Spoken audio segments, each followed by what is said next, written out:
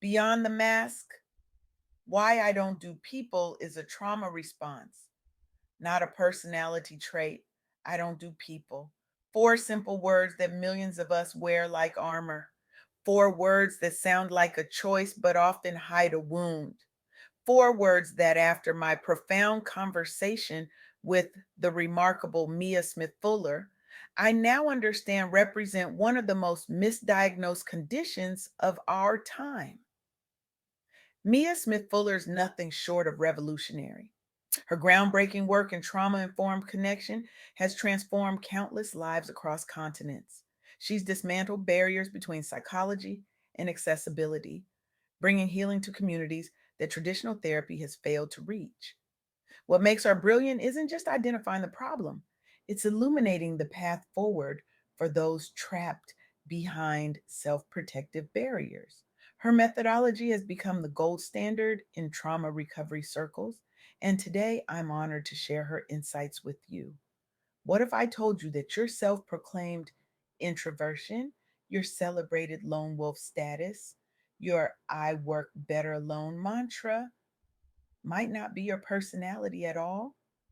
What if these traits you've claimed as your identity are actually sophisticated defense mechanisms your brilliant mind created to protect you from pain?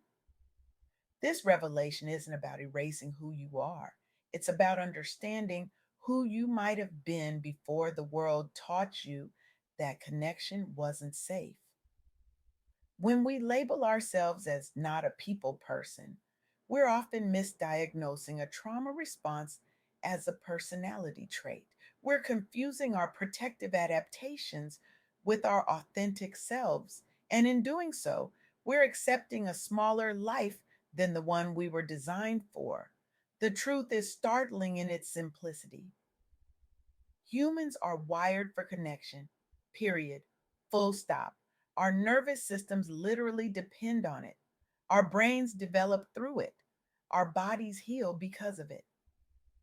This isn't New Age philosophy, it's neurobiology, it's evolutionary psychology, it's the science of being human. So when someone says, I don't do people, what they're really saying is, connection hasn't been safe for me. And that realization changes everything. Dr. Paulette Clark's story illuminates this truth with stunning clarity.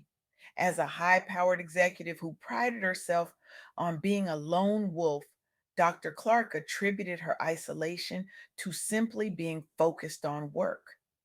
But beneath this narrative lay a deeper truth.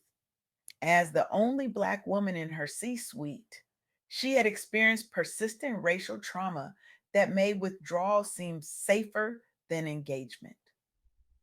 I thought I was just built differently, Dr. Clark shared during her appearance on our MLK episode. I believed I was naturally less social, more independent. It took targeted therapy for me to recognize that my isolation wasn't my natural state. It was my protection. Through healing work addressing her racial trauma and establishing healthy boundaries, Dr. Clark didn't just develop meaningful professional relationships. She founded a mentorship circle for Black women executives that has supported over 200 professionals. Her framework for trauma informed leadership has now been implemented in multiple Fortune 500 companies, creating safer spaces for Black professionals to bring their whole selves to work. Dr. Clark's transformation reveals a profound truth. What we often call personality is frequently adaptation. What we label as preference is often protection. This insight is further validated by the Healing Circle Initiative, a groundbreaking research project led by Black women therapists studying isolation patterns among high achieving Black professionals. Their findings were staggering. 78% of participants identified as not being people persons, but further assessment revealed that 83% had experienced significant relationship trauma or racial trauma. Let that sink in. What appeared to be a personality trait was, in the vast majority of cases, a response to harm. The researchers developed an 8-week healing circle methodology, combining traditional therapy with culturally responsive practices centered on African principles of community. The results: participants showed a 65% increase in meaningful connections and a 47% decrease in self isolation behaviors after completing the program. Over 1,500 Black professionals have now completed this program, with many reporting not just improved relationships, but also career advancement and better health outcomes. Because healing connection heals everything. This isn't just about feeling better. This is about reclaiming parts of ourselves that trauma has stolen.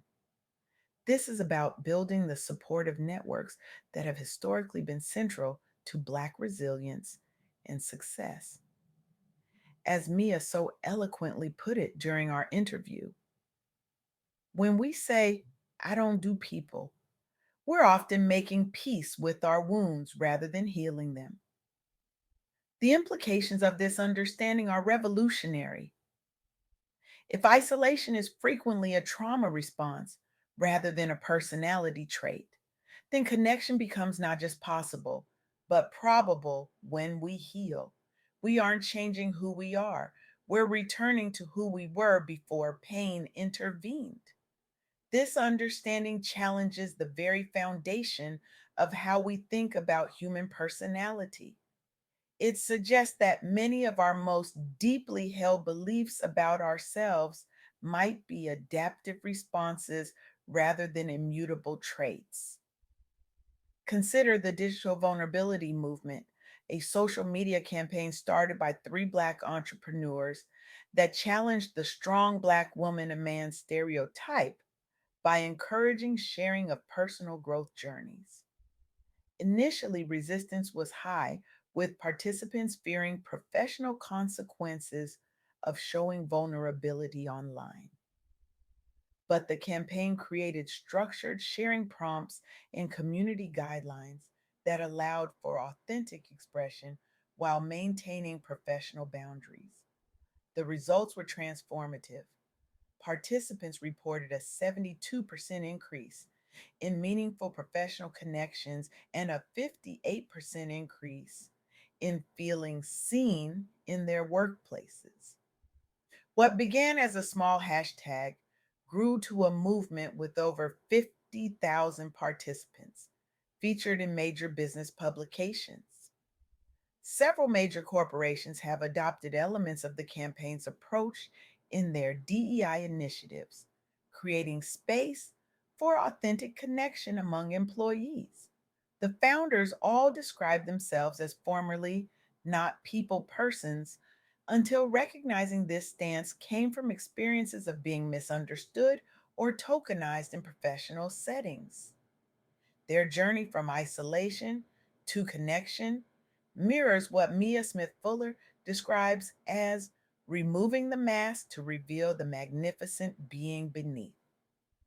This is the revolution that Mia's work points toward: a world where we understand that authentic connection isn't just nice to have, it's necessary to thrive.